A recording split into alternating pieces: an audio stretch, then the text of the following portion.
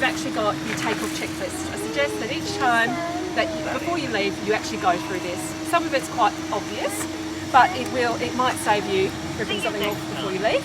So obviously it'll include things like making sure all windows and doors are securely locked. Make sure that that side door at the other side is actually locked as well. You can lock it from the outside, you can lock it from the inside.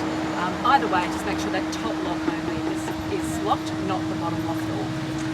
Okay, so unplug power cord, all hoses including hose connections. A lot of people tend to leave the hose connection on the actual hose at the holiday park and then drive off and then not have one for next time.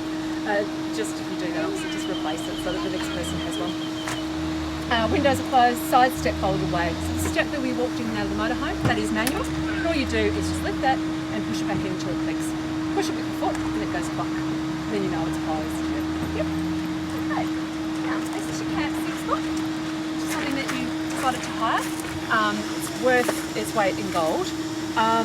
They have a full listing of free and low-cost camping spots throughout Australia, and they also have a listing of dump points, which is going to be really handy because you can't empty your toilet waste into a public toilet or any other location other than a designated dump point.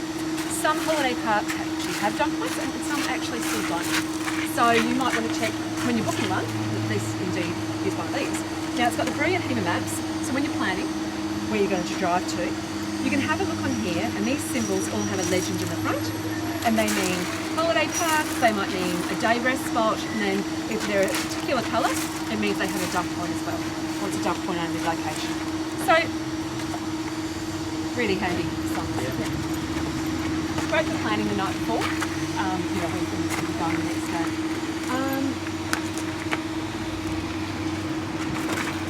Your little bits and pieces for the actual vehicle part itself. Exactly.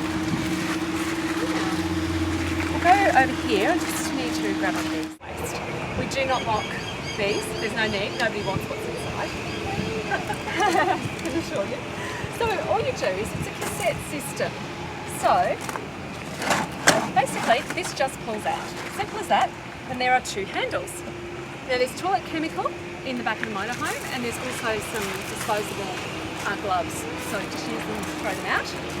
Basically, this will be quite heavy and quite full, so you can choose to park right next to the dump point at the holiday park, and basically the dump point will just be a hole into the sewer.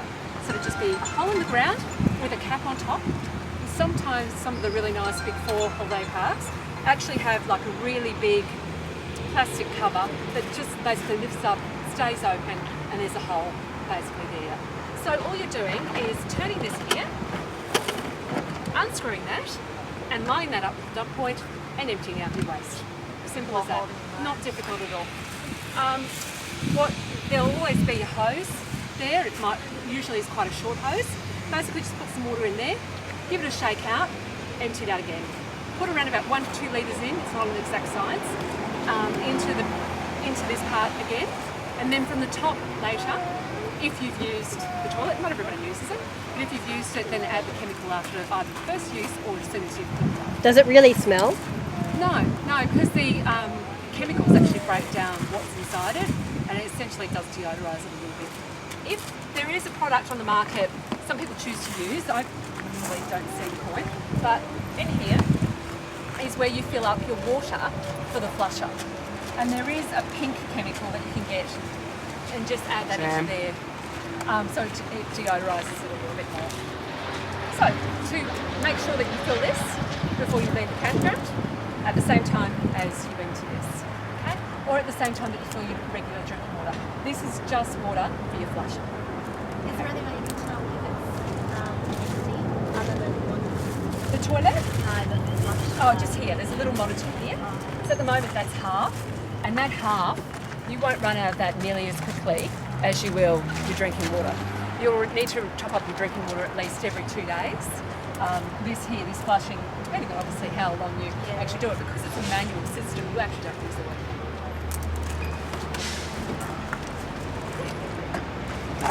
Basically that just slides in like that. And how often will they need to empty that? Basically as soon as you fill it. Don't let it get overfull, because then that does become a particularly nasty nasty thing to do if it's overfull. And you can see it from inside, can you? You can tell from the top. Yeah. So from inside, when you've got that valve open, I'll show you how you open and close that. But if for any reason this doesn't come out easily, it means that valve is in the open position upstairs. So just go upstairs, close that valve, then this will come out easily. Don't force it because it will break.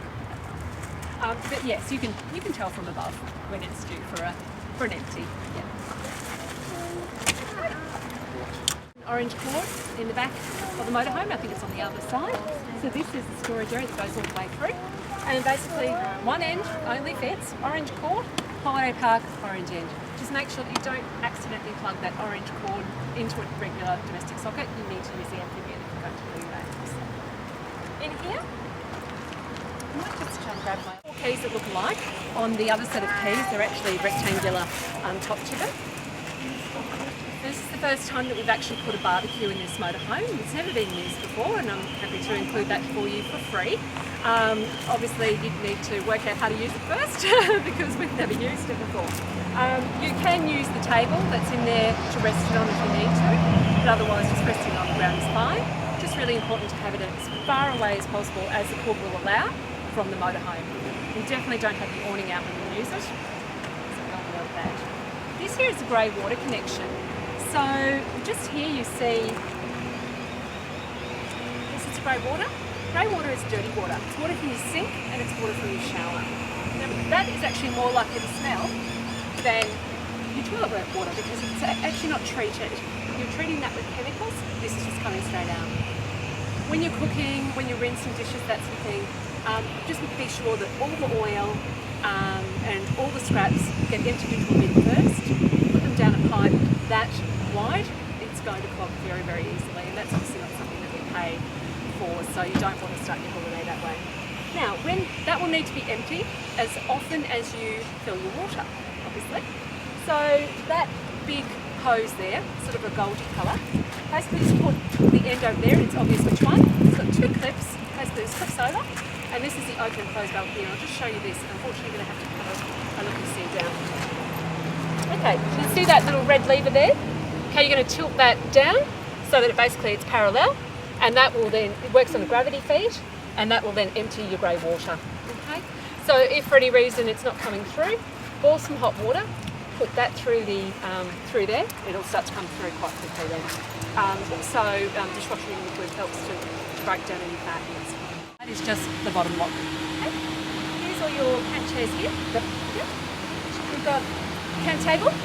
It's fairly obvious how that one works. You've got your orange cord here, which you're plugging into power from the other side. You've got a little hose there as well. Got silicone, you know, get sticky little locks and stuff like that. You can give it a bit of a squirt. Silicone spray, and basically everything that you need in there. So on the other side, there's actually toilet chemical. On the back of the toilet chemical, it actually tells you exactly how much to use. So 150ml if you're using it for number ones, 200ml if you're using it for both. That will differ depending on what brand that you buy. So just read the instructions. And what I do is put a little water in down here when I'm emptying it, and then I actually use toilet chemical and empty it from the top end. So just make sure that all that blue liquid then gets off that toilet bowl as it gets going. We've just got like a bit of an old tarp there just for if you don't get a concrete site. It's actually quite handy to keep the dust and dirt out of the motorhome itself. There is a few other things behind there wedged in there. It's probably not necessarily something you're going to use, but just leave everything in there, and obviously if they become quite dirty, you just clean off anything back. Don't use them on the beach because they do rust. So motorhome is 6.7 metres long. When you're booking a holiday park, they will quite often ask that. You are 3.2 metres high. Now in this area as well, you also have the awning.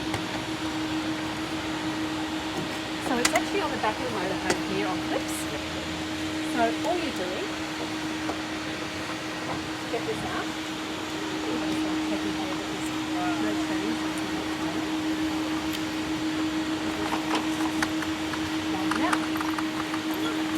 Now on the inside of the part that says piano, there's two arms, and those arms basically bend out from the middle, swing out to here, and clip into there.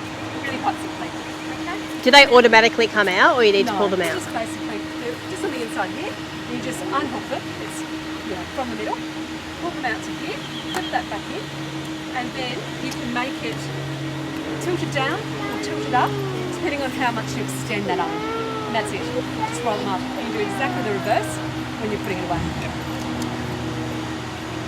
There is a bit of a instruction in the compendium inside, the passenger side. That's it. The awning. Important one, the gas. You'll be in now just have the opposite cut-off when you're going to be, because you can't travel with the gas holes on by law. Okay, so it's quite simple. In here, you've actually got, this is the one that's connected, the back one. Okay, so you just unroll it from the top to turn it on. Simple as that. This one here is the spare gas bottle. It's also the one that you're going to remove, and you're going, sorry, they've actually got the front one engaged. Sorry, other way around. But basically for the barbecue, just disengage one and bring it out over here. So that way, that way you won't have to be up close. So they're both just full, so 4 kilos. I would very much doubt you get anywhere near going through both of those techniques. Depends obviously on gas. That's probably the bigger motor because everything's hitting for these components. So every time you open these, you just put these up here.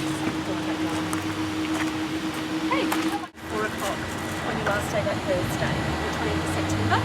These guys will still be here any time up to 4:30. So all you need to do, we basically won't need to come back, won't need to do anything especially anything, but basically go through this, and this tells you what you need to do before you hand it. Also your hire agreement has it as well. So you're putting there your date return, time return, and you're very efficient with your form filling when you send back the hire agreement. So this will be no worries at all for you. But basically this is your odometer reading right now. This is your fuel level right now, which is just under 3 quarters of tank, which I've put in down as 5/8. Bring it back to at least the same amount of fuel. Write down your odometer reading here and just answer those questions back and forth. Would be greatly appreciated. Bring your keys into that door there. You can see those glass doors there, and drop them into anyone there, and just return the motorhome, and they know exactly what to do.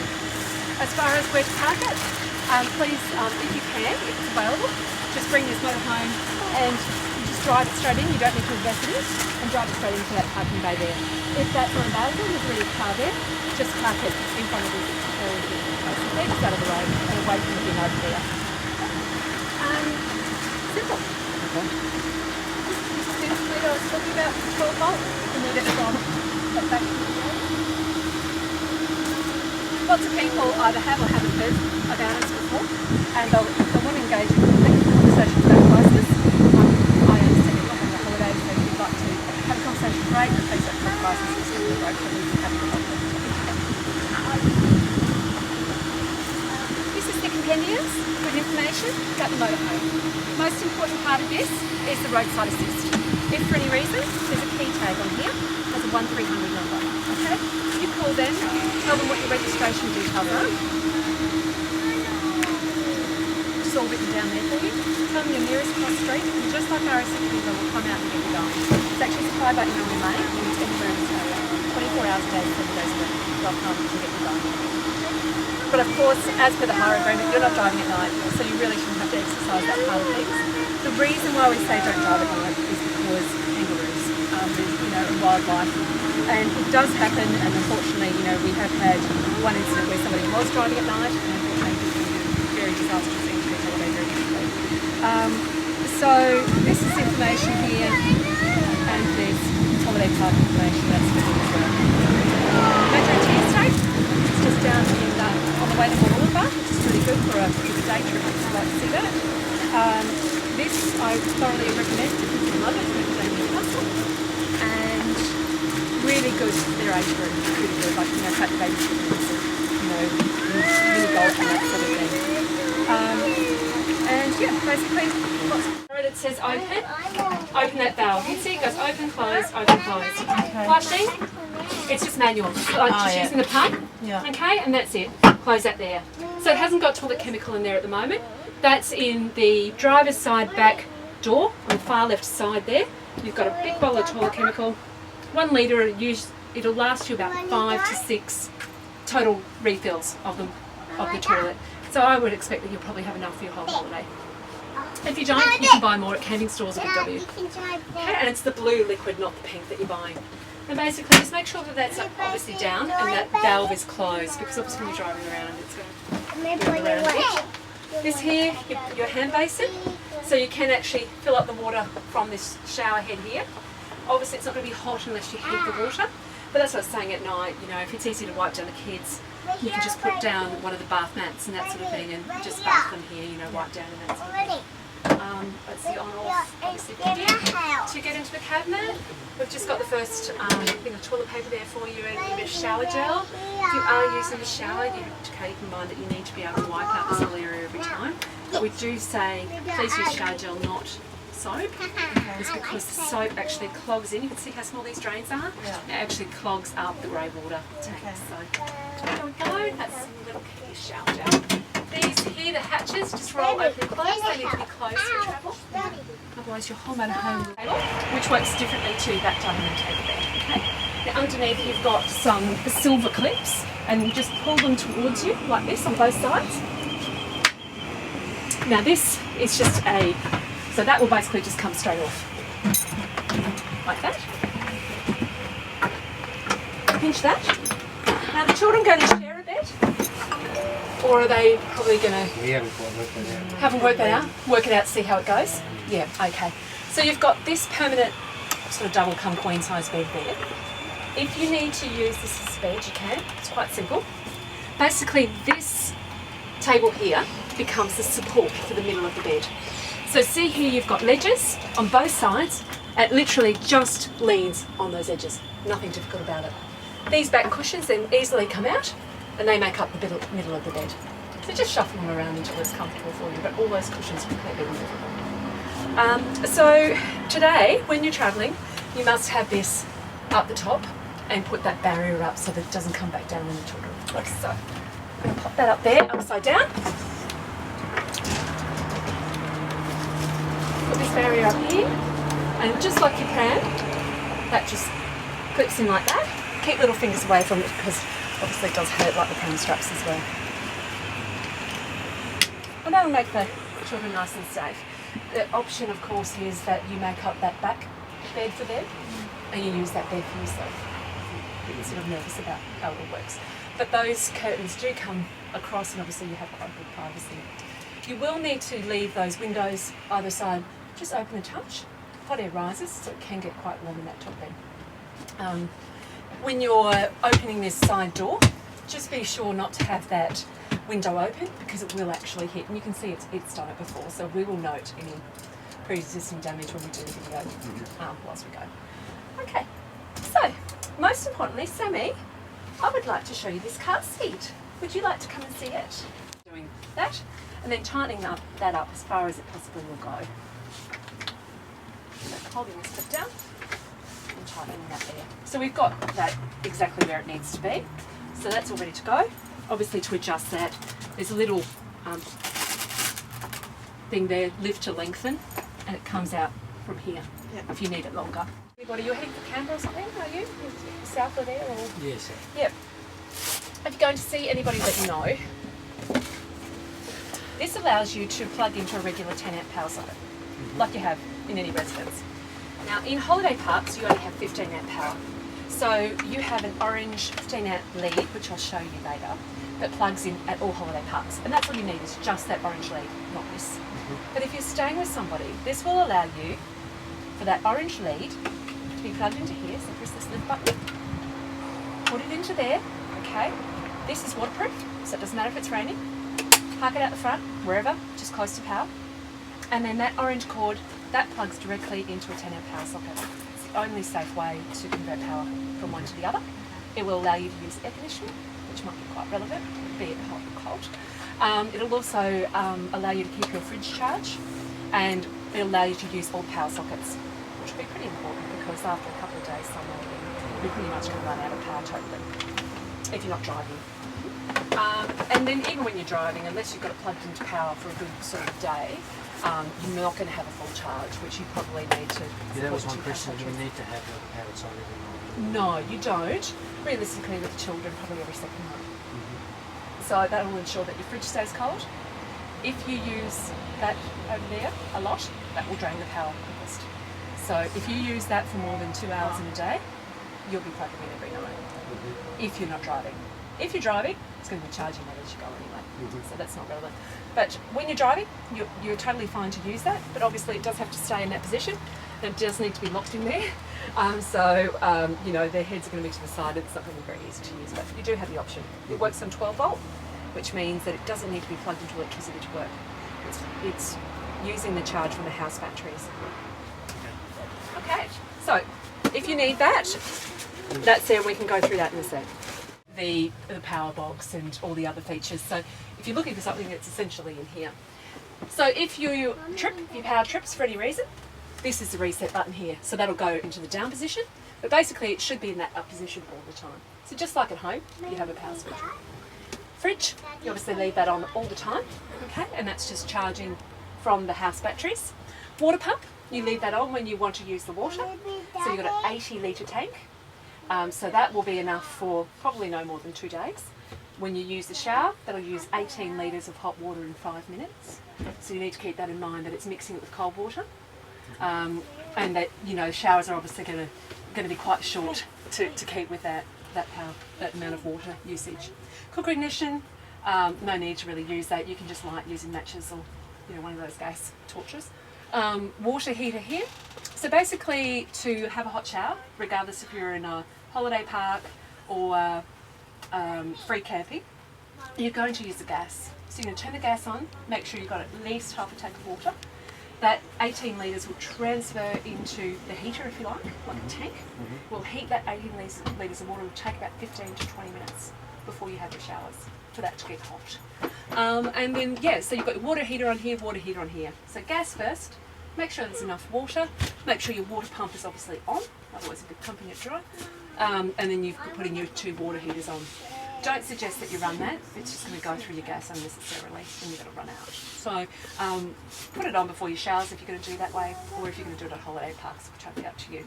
What we do is there is a gas kettle, so we just boil the kettle, and with the children we just use that basin, fill that up, give them, you know, using basically just the water in the basin, and just give them a wash down. Because obviously when you're using that shower over the toilet, over the top of the toilet, you're going to have to wipe it down every time you use it.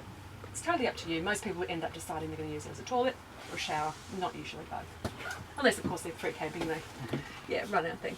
So lights are on all the time.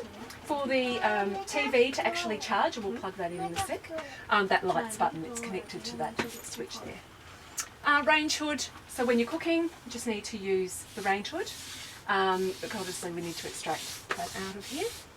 And that's basically it. Motorhome, these water tanks and waste things are, on most motorhomes are really quite unreliable. Just totally ignore any reading that comes up on that. You will know from you know, your usage, but every time you have the opportunity to fill up your clean drinking water, do it. Every time you have the opportunity to empty your toilet and you think you're even, you know, 3/4 full, do it then. Because, you know, it might be a little while down the road before you get to use that. Okay, and that's basically it. So that's the battery monitor, so it's showing in the green zone there. So when you drive for 2.5 hours today and you're plugging into a holiday park tonight, then that should be pretty much full by the morning. And there's 2 house batteries. Most here is like any gas thing, so basically push it in there. That's the electric ignition if you want to use that, but otherwise just match, and there's matches and stuff in there. So just hold it in, turn it to the flame, and light it like you probably do with gas hot plates at home. Okay. So the fridge is just fridge is it's just running. It's a 2-way fridge, which means it uses house batteries, which are charged when you're driving and when you're plugged into power. It's not a gas fridge. Okay, so this looks like any fridge. So there's a freezer. It's obviously not going to be incredibly cold right now because it's been out of power, you know, not plugged in for about 3 days and just sitting here with that fridge running. So what I would do is pretty much get your food right before you lob up to the holiday park in Yamba. And then tonight, with that full charge, everything in your fridge staying closed. Obviously, the more you open it, the less cold it's going to be. So yeah, that might be mum and dad's zone this holiday. This here. It's got everything that you need basically. So all your crockery and cutlery in here, but crockery, pots, they're microwave safe, just on a medium heat setting. Then you've got these things that, yeah. You've also got your gas kettle. So that way you don't have to be plugged into power to make a cuppa, and you can also boil your hot water and that sort of thing as well. We do suggest that if you are going to drink the water from the tank, that you do boil it first. Okay. My other suggestion is when you go to Woolworths or Coles or one of those, for around about $5, you can get a 10-litre big water, and I would do that because it takes the stress out of finding clean drinking water and having to boil it first. And then that way you know you've always got a supply of that, because it takes quite a long time to go through that. So you've just got some cleaning items here. So as you see the motorhome now, this is how you need to return it on the inside if you haven't chosen the cleaning option. So you guys you're doing self-cleaning, or are you wanting us to organise the cleaners for 70? It's totally up to you. You're doing? Okay, rightio. So basically, have a look around. This is the condition it's in now. This is how it needs to be when you bring it back on the inside. The external of the motorhome you don't need to do. We do that for you. That's included for free. Okay. So you've got some travel mugs and all sorts of things, dustpan, brush, little step. Now, The princess has flowers every day of her life. crockery, cutlery, etc. Lots of sort of little gelatin bowl if you need an extra one. TV. Okay, so plugging this into the 12-volt power up the top here. There is an extension lead for the 12-volt power if you need another charger. So if you've got a phone charger that goes into your car 12-volt socket, you could run an extension lead from here if you like and charge it in here. So you've got just like telly at home. Now the only difference about a motorhome television is motorhomes move, so every time you move to a new location you must retune the television and retune into the local TV stations, because they're obviously going to be different wherever you go. So to tune, there's an instruction booklet in the passenger side door, and that has an instruction booklet for everything there is in the motorhome, including the TV. So we've got here, the first thing it usually comes up to, arrow down, auto scan, press the enter button, and then that'll take around about 5 minutes to find the local stations. There's a booster switch underneath here. Now the booster switch will ensure that you get a better TV reception. Now sometimes during travel that will actually come out, and that's it, just there, okay? So yeah, that's it, just there.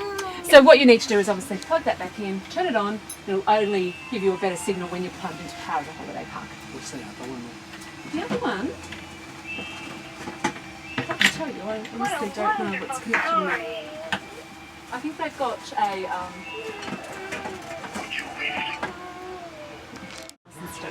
it is quite low. The temptation is to climb up here. This is not a structural supporting, and nor is that. So just use the ladder, obviously. That beam there is if you want to make this bed this much wider. These aren't actually drawers, they come out, and that blue beam